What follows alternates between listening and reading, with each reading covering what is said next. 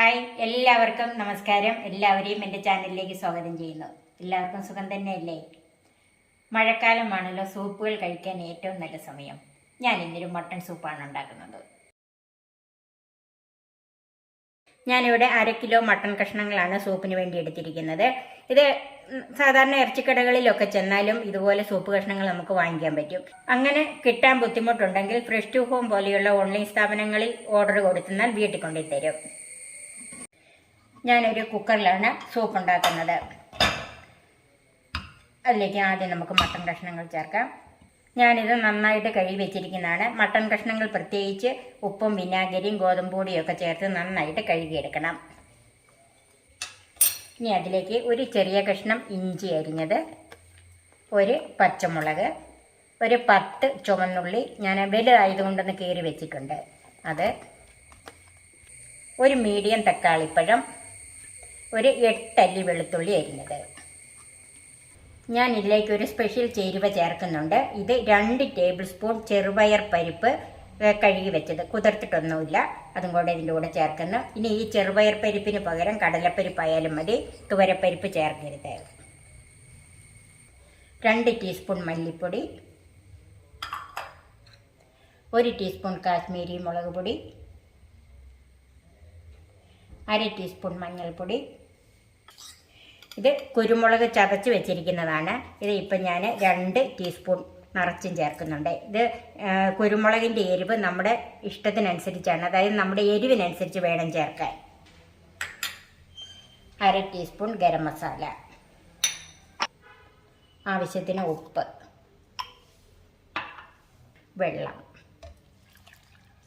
ഇതിലേക്ക് 1.5 ലിറ്റർ വെള്ളമാണ് വേണ്ടത്. അതെല്ലാം കൂടെ നമുക്ക് ഒന്നിച്ച് ഒഴിക്കണ്ട, കുറച്ച് ഒഴിച്ച് ഇത് ഒന്ന് വേവിച്ചെടുത്ത് കഴിഞ്ഞിട്ട് ബാക്കി നമുക്ക് പിന്നെ ചേർത്താൽ മതി.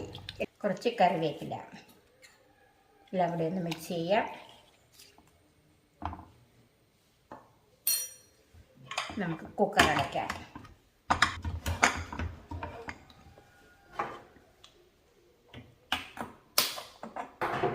ഇതിനൊരു 12 വിസിലെങ്കിലും കേൾക്കണം. അതായത് 1 വിസിൽ ഹൈ ഫ്ലെയിമിലും ബാക്കി 11 വിസിൽ ലോ ഫ്ലെയിമിലും.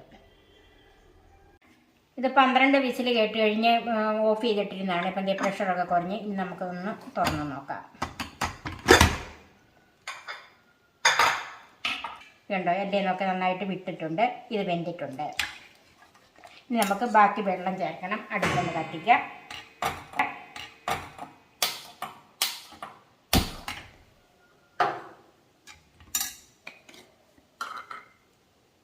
ഇനി ബാക്കി വെള്ളം ചേർക്കാം.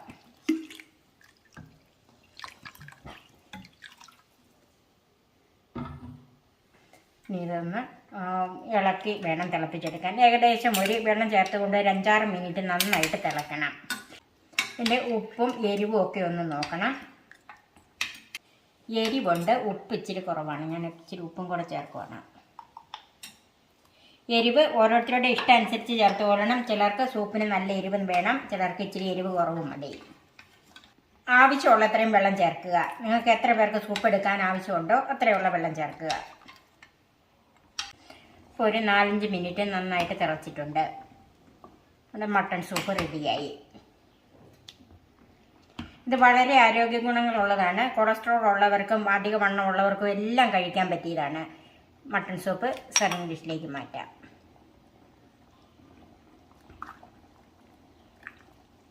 മഴക്കാലത്തിന് പറ്റിയ ഒരു സ്പെഷ്യൽ മട്ടൺ സൂപ്പ്.